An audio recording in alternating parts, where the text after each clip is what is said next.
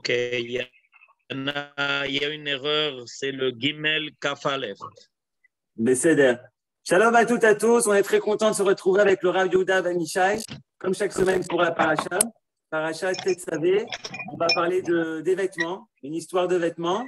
Et ce cours, bien sûr, a été dédié par notre ami Johnny Kessel pour son père. Rav, vous allez bien sûr dire le nom. Bechavod Rav Ben Ishai. Ok, shalom à tous et à toutes. Effectivement, le cours a été doublement dédié. Il a été dédié à l'Ilui Nishmat Bert Bracha Bat Gita ve Israël par sa fille Grazia Benishou. Et il a été dédié par Denis Kassel à la mémoire de son père, Tzvi Ben Eliakim Kassel Zichrono Livracha. Donc on a deux dédicaces pour ce cours-là. Alors, on va parler des vêtements. Pourquoi est-ce qu'on va parler des vêtements? Parce que en fait, c'est l'idée de la paracha.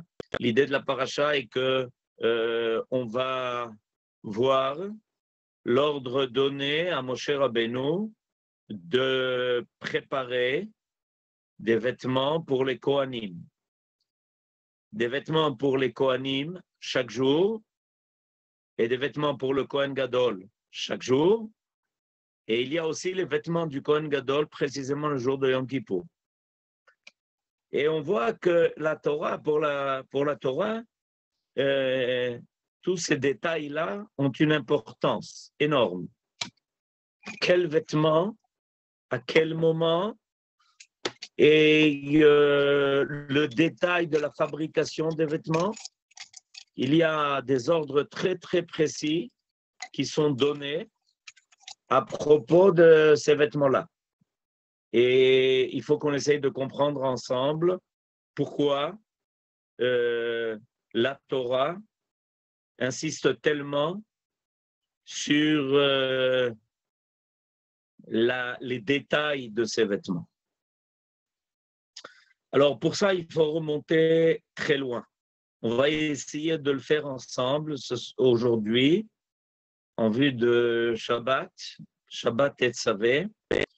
Et en fait, on va s'apercevoir que une histoire de vêtements dans la Torah est toujours assez présente.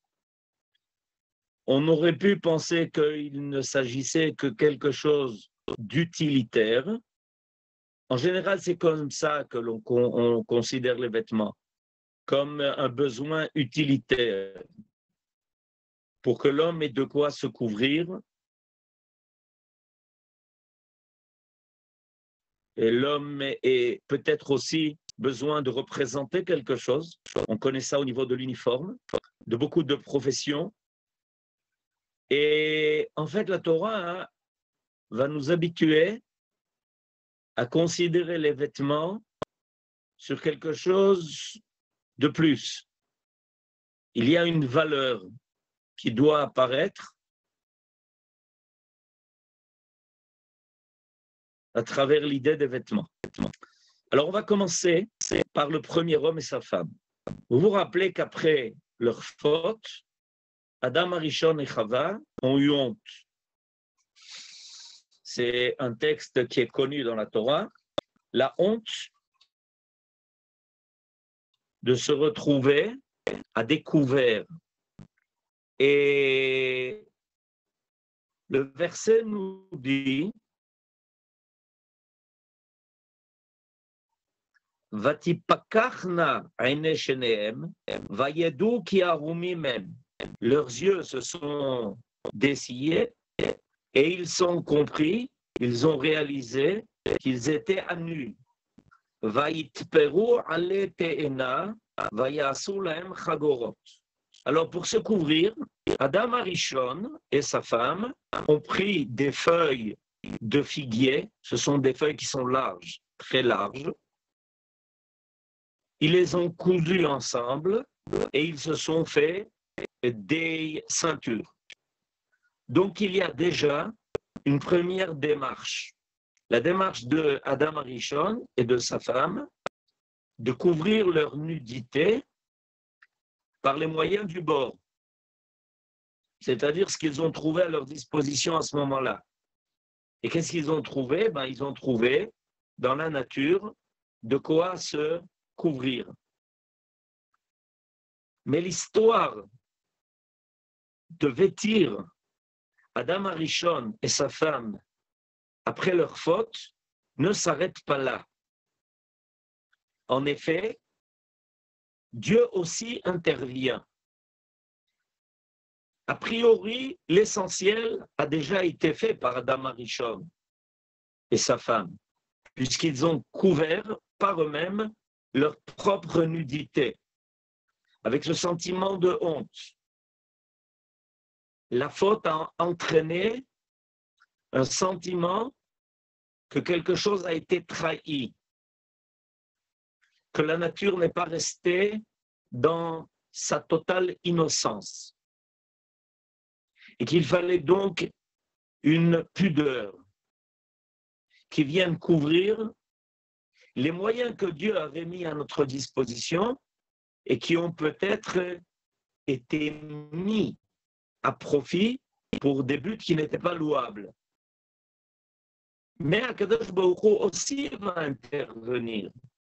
Il y a une deuxième étape dans l'idée que l'homme et sa femme se couvrent. Dans le même chapitre Gimel, dont nous venons de lire le verset Zayn, il y a un autre verset plus loin qui est le Pasuk Kaf Aleph, 21, que je vais vous lire. Vayas Adonai Elohim le Adam ou le Ishto kotnot or vayalbishem. Voilà que l'Éternel, le Dieu, fit pour Adam et sa femme des tuniques en peau et il leur donna plus que cela. C'est lui-même qui est allé les vêtir. Vayal Bichem. Essayons 2 minutes de réfléchir à la démarche divine. Dieu lui-même vient couvrir Adam Arishon et sa femme Chava de tuniques que Dieu a confectionnées pour les vêtir. Alors, dans un premier temps, on a vu que Adam Arishon et Chava l'ont fait par eux-mêmes. Mais Dieu, le Créateur, n'a pas trouvé ça suffisant. Et il décide d'aller plus loin, de confectionner pour Adam Arishon et sa femme des vêtements. Et c'est lui-même qui va les confectionner, c'est lui-même qui va les envêtir. C'est intéressant. Qu'est-ce que Akadosh Baruch Hu a fait de plus que ce que Adam et Chava avaient déjà fait? Alors, il y a un midrash extraordinaire qui va nous révéler que ces vêtements-là, ce sont des vêtements qui sont passés de main en main. Et je vais vous lire ce midrash. Ce midrash, il apparaît dans un midrash très particulier qui s'appelle Pirkei de Rabbi Eliezer Agadol. Il s'agit de Rabbi Eliezer ben Orkonos, qui nous a transmis certaines traditions. Et par exemple, il nous amène ici une tradition. Comme quoi, je vous lis le texte, Rabbi Yehuda Omer, Aketonet, she'asa HaKadosh Baruch Hu la'adam u'le'ishto, haïta imahem bateiva. C'est-à-dire que les vêtements que HaKadosh Baruch Hu a confectionnés pour Adam Arishon et sa femme sont arrivés à Noach, qui les a pris avec lui dans l'arche. Ces vêtements ont été introduits dans l'arche et ils ont été sauvés. Noach, donc, avait hérité des vêtements de Adam Arishon, confectionnés par qui? Par Dieu lui-même. Un des commentateurs, le grand commentateur de Pirkei de Rabbi Eliezer, amène le Sefer Yachar, qui dit que, en fait, il y a une transmission en bonne et due forme qui s'est faite de ces vêtements-là. Adam les a transmis à Hanoch, Hanoch les a transmis à Methuselah, Mathusalem. Et Mathusalem, juste avant sa mort, donc juste avant son décès, les a remis à Noach. Et comment se fait-il que ces vêtements étaient-ils transmis avec tellement de précaution?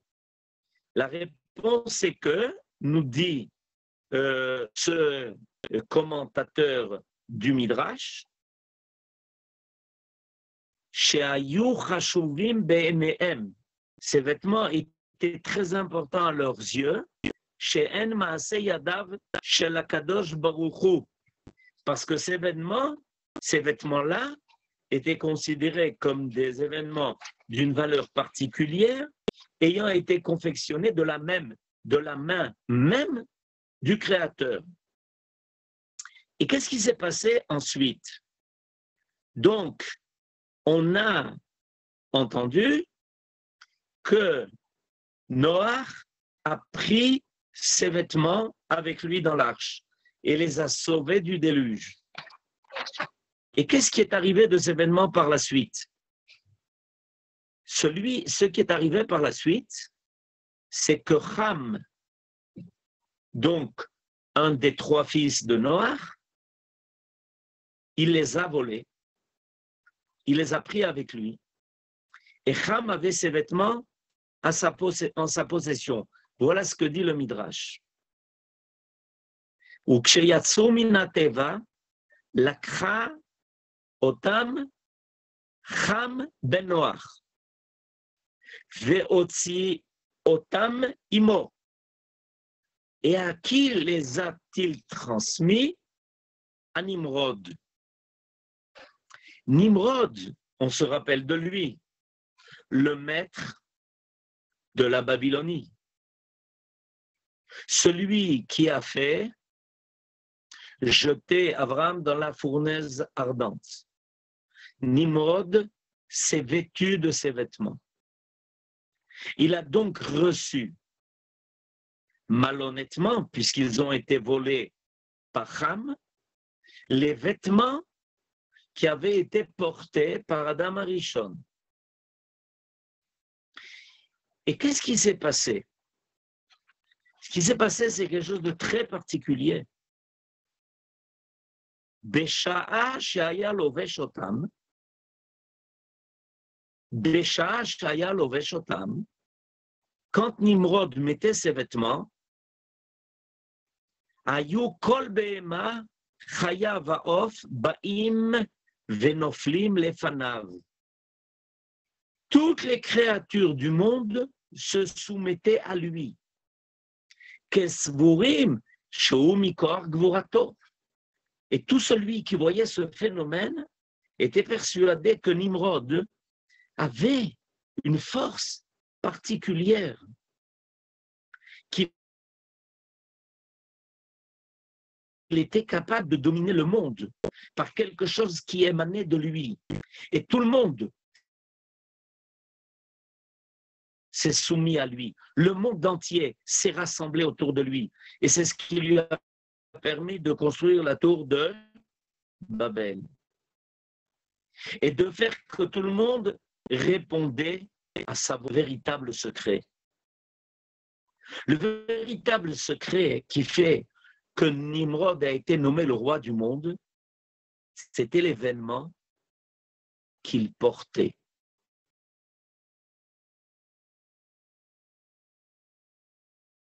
Qu'il avait réussi, qu'il les avait volés, de l'arche de Noé, de Noach.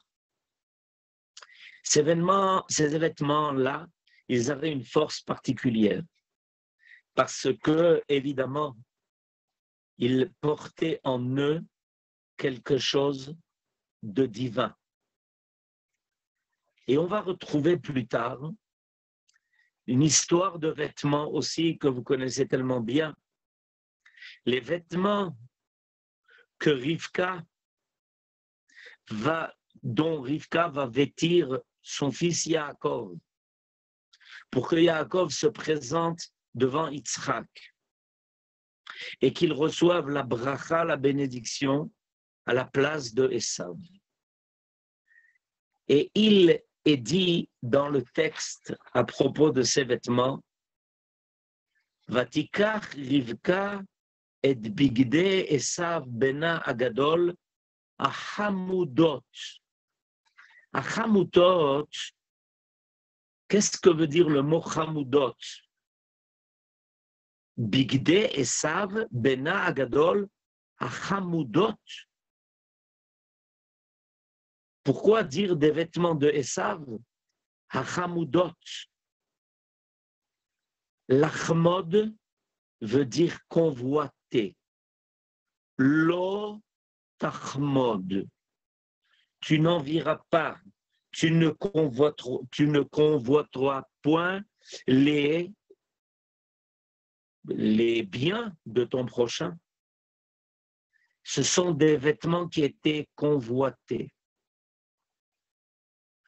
Il y avait une tradition qui était passée de génération en génération, qu'il y avait des vêtements particuliers, des vêtements divins. Et ces vêtements-là, ils étaient arrivés à Esav, parce que Esav, qui était un chasseur, avait en réalité tué Nimrod. Et il s'était emparé de ces vêtements-là, des vêtements de Nimrod. Alors regardez un peu le parcours de ces vêtements. Ces vêtements faits de la main de Dieu pour redonner à Adam Arishon et à sa femme leur noblesse. La noblesse de personnes qui apparaissent normalement avec tout ce qu'on peut attendre de l'homme et de sa femme qui ont en eux, qui portent en eux l'image divine. Et cette image divine qu'ils portaient en eux, finalement, a été dans un écrin. L'écrin, a priori, aurait dû être le corps de l'homme. Si l'homme n'avait pas fauté, le corps de l'homme aurait été l'écrin extraordinaire dans lequel l'âme de l'homme et de sa femme aurait été déposée. Quand Adam Arishon et sa femme ont fauté, il fallait que le corps lui-même retrouve une apparence qui convienne à l'image divine qui avait été déposée en eux. Et de la même façon que Dieu avait créé le corps de l'homme pour être l'écrin, le coffret dans lequel était déposée l'âme de l'homme, Dieu à nouveau intervient pour faire des vêtements de l'homme, le coffret, l'écrin dans lequel l'image de Dieu serait déposée, où elle se sentirait là-bas en toute sécurité, sans être agressée, sans être souillée, sans être rabaissée, sans avoir ce sentiment qu'elle est offerte aux yeux de tous, y compris aux yeux du serpent qu'il avait convoité, qui voulait à tout prix s'accaparer de cette image divine qui avait été déposée dans la créature humaine. Et c'est Dieu qui, après avoir façonné le corps de l'homme, façonne à nouveau un coffret, un écrin. Les vêtements dont il va lui-même vêtir. Adam Arishon et sa femme, qui vont retrouver, grâce à ces vêtements, leur noblesse. Et il va y avoir, à travers ces vêtements-là, à nouveau l'expression vraie, totale, complète du secret de l'âme. L'âme va se sentir dans ces vêtements-là en toute sécurité. Il va y avoir une correspondance entre la valeur propre, la valeur interne de l'homme et son apparition dans le monde. Et ces vêtements sont convoités. Ces vêtements deviennent un uniforme que l'on veut avoir en pensant que si on a les vêtements, on a une force divine. Et cette idée-là est une idée qui petit à petit va circuler dans le monde. Il suffit d'avoir l'uniforme, il suffit d'avoir une certaine sorte de vêtements pour que on puisse attirer à soi les autres. Et à chaque fois, à chaque génération, à chaque civilisation, on essaye d'inventer des vêtements pareils. Esav avait réussi à s'accaparer de ses vêtements. Et ça lui donnait la même force que Nimrod. Et là où il apparaissait, tout le monde se soumettait à lui.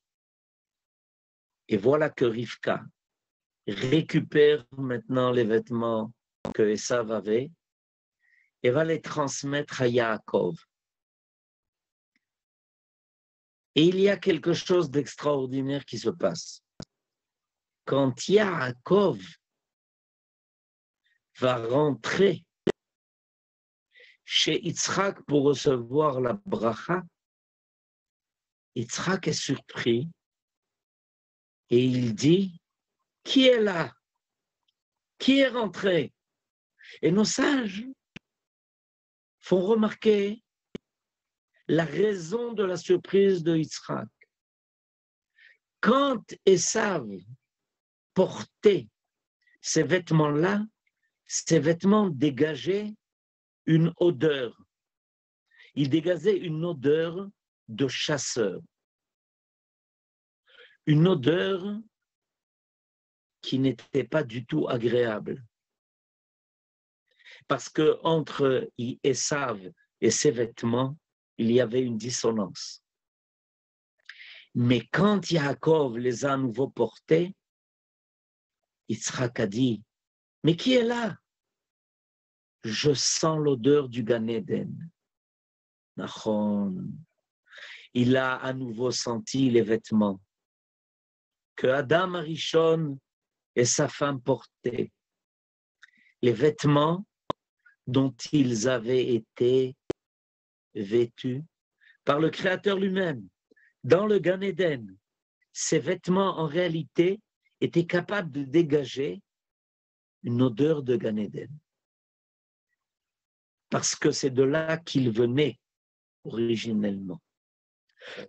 Et alors, à nouveau, ces vêtements sont portés par la personne qui convient. Yaakov Ishtam Yoshev Ohalim. À nouveau, la personne qui les porte est une personne qui est intègre. Ce qu'elle porte en elle se révèle à l'extérieur d'elle.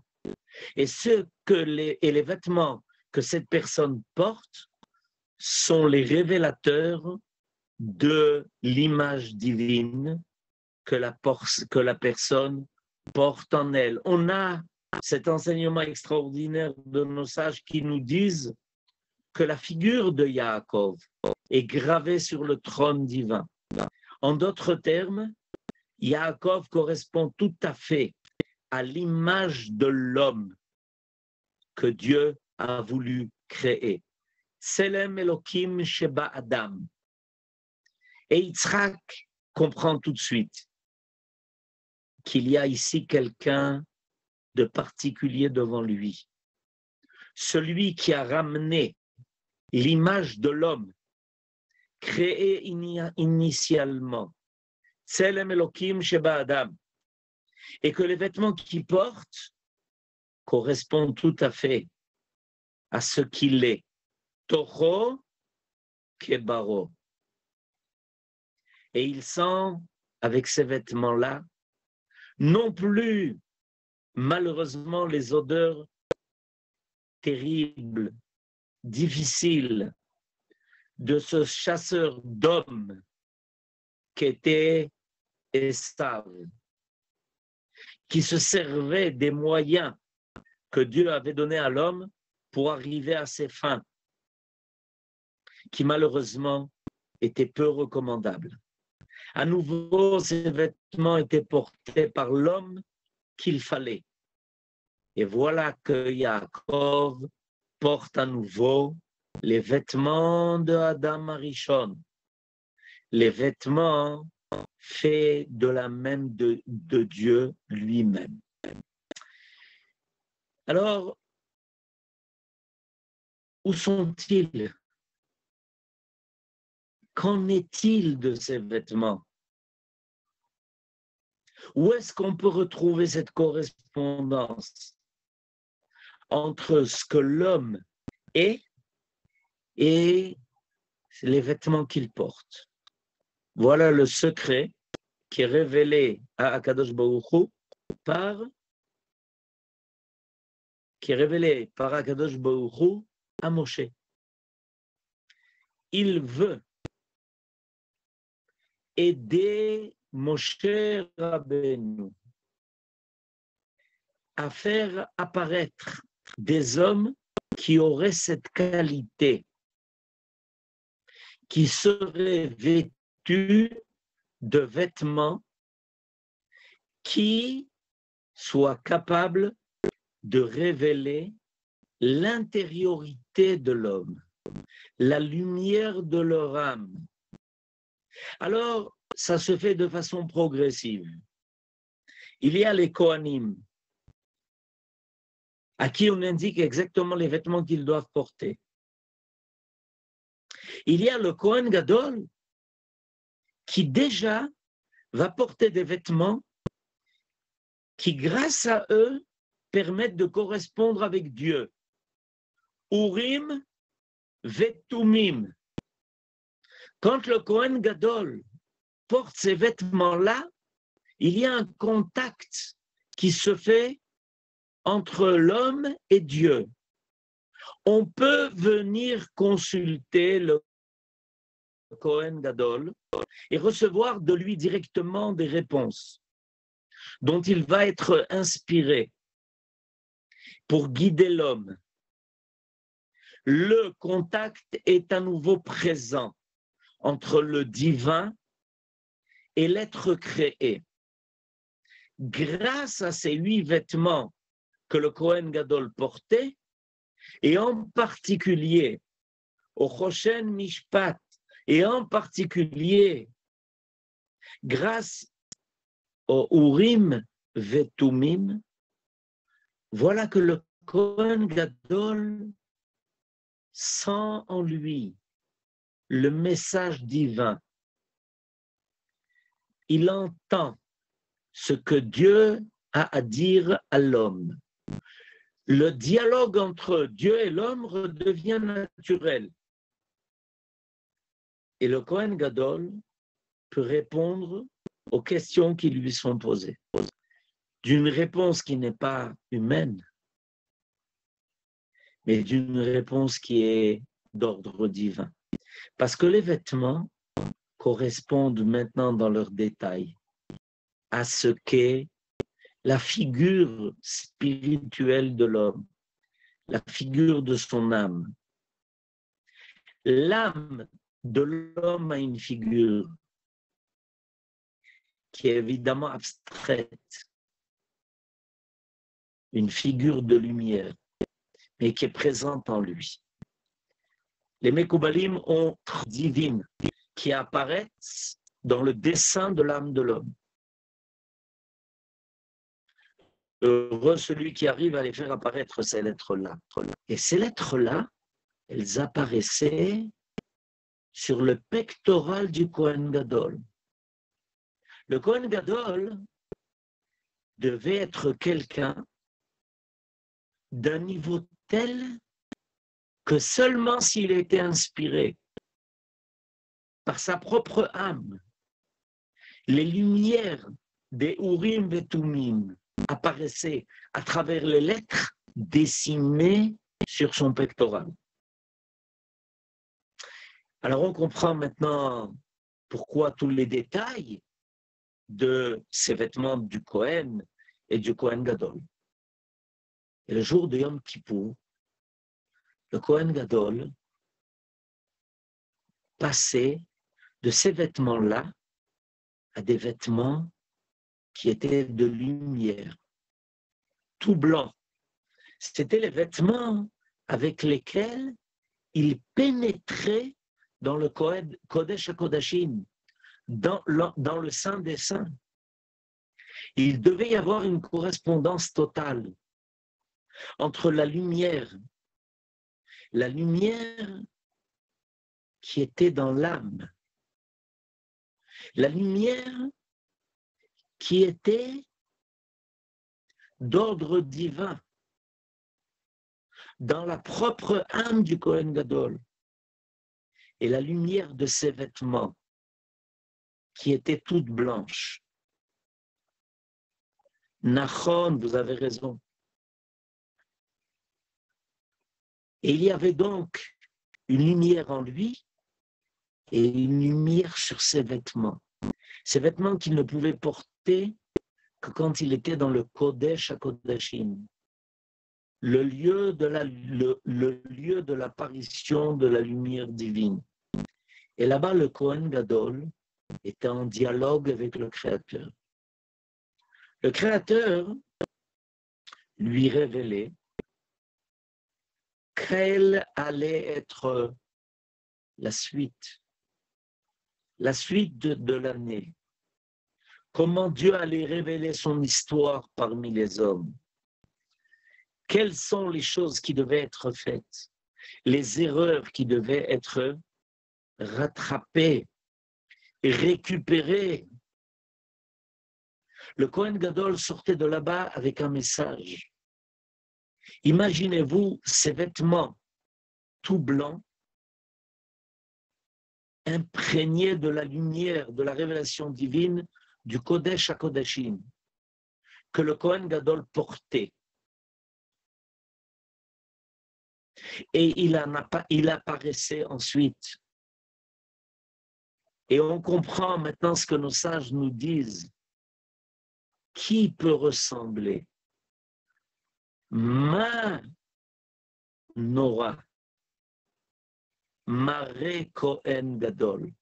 Combien était saisissant l'apparition du Kohen Gadol lorsqu'il sortait du Kodesh HaKodashim le jour de Yom Kippourim, et que tout d'un coup on voyait sur lui cette lumière, sur ses propres vêtements. Rabbi Meir était un sophère, était un scribe. Et quand il a écrit un Sefer Torah, et qu'on est allé consulter son Sefer Torah, on s'est aperçu que le verset que je vous ai cité précédemment, où il est dit que Akadosh Baruch Hu a fabriqué des vêtements pour Adam Arishon et sa femme. Vayas Adonai Elohim le Adam ou le Ishto, Kotnot Oh, il leur a fait des vêtements de peau et il les en a vêtus. Dans le Sefer Torah de Rabbi Meir, il était marqué Adam et Chava portaient des vêtements de lumière.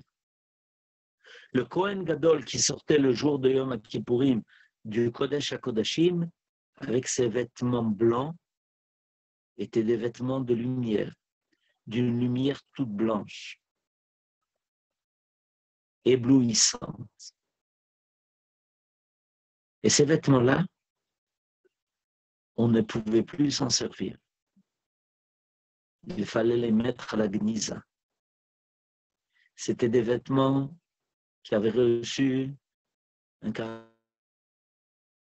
tellement particulier qu'ils n'étaient plus réutilisables. Il y a ici quelque chose d'extraordinaire. À la fin de Shabbat, on a l'habitude de regarder la lumière se refléter sur nos doigts, sur nos ongles, qui nous renvoient la lumière, pour nous rappeler les vêtements de lumière que portaient Adam, Rishon et Chava. Et plus un homme est respectueux de l'âme qui porte en lui et des vêtements qui servent d'écrin, de coffret à son âme, plus l'âme a envie de briller dans ce coffret et de révéler à travers les vêtements même de l'homme sa qualité, de révéler le côté divin qu'il porte en lui, de révéler l'image divine qui se cache dans ce coffret. Comme on a vu à propos de Moshe Rabbeinu, lorsqu'il est descendu du Sinaï, Karan Or Panav, de lui s'est dégagée une lumière extraordinaire. Et donc le secret de ces vêtements que les Kohanim portaient au Beth Amikdash, du Kohen Gadol qui portait ces vêtements chaque jour, et des vêtements particuliers qu'il portait le jour de Yom Kippourim. Quand nous allions au Beth Amikdash, on retrouvait la véritable dimension de ces vêtements, les premiers vêtements fabriqués par Dieu lui-même, transmis de génération en génération et finalement récupérés par notre ancêtre Yaakov, à qui ces vêtements allaient tellement bien, et où Yitzhak, son père, a tout de suite reconnu l'odeur du Gan Eden. Il y a des personnes qui, lorsqu'on les rencontre, on sent ce sentiment très particulier, que leurs vêtements dégagent quelque chose de plus, que l'on ne trouve pas chez tout le monde. Une odeur, un toucher particulier. Je me rappelle qu'une fois, quelqu'un avait dit qu'il n'oublierait jamais l'odeur du talit dont son père le recouvrait, précisément pendant Birkat Kohanim. Shabbat Shalom.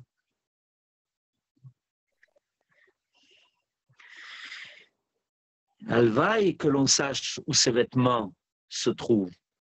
Il est certain que viendra un temps où probablement on ira tous voir ces vêtements et s'en inspirer pour comprendre dans quel écrin on doit mettre notre âme et combien nos vêtements ont une signification divine et pas seulement d'apparition humaine. Shabbat Shalom.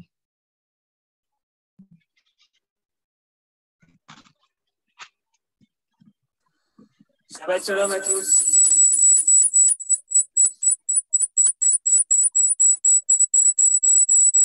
Shabbat shalom à tous, là où vous êtes. Bezrat Hashem, qu'on se retrouve tous. Besimcha Gdola, Adar, Misha Nichnas Adar.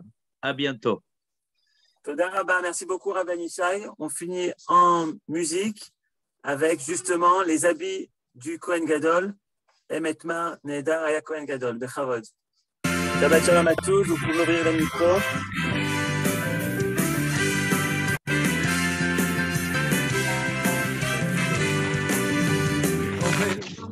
Bedore mahalo maharek doye roki mayo itzi mizi bachayo maharek doye ki koitem ki dilim beyar baketzovoy maharek doye ki musake ishes besoy chayono maharek doye emes manehda hoyo kayen gadol merci Rai.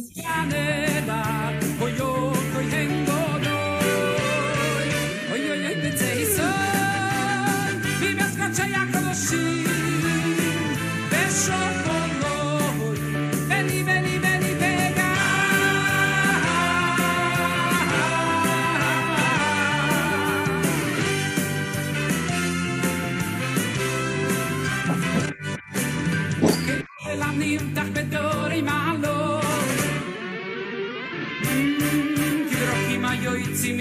Bachayoy, Maharek Doye, Ki Vaydel Gedilim Beyar Baketzovoy,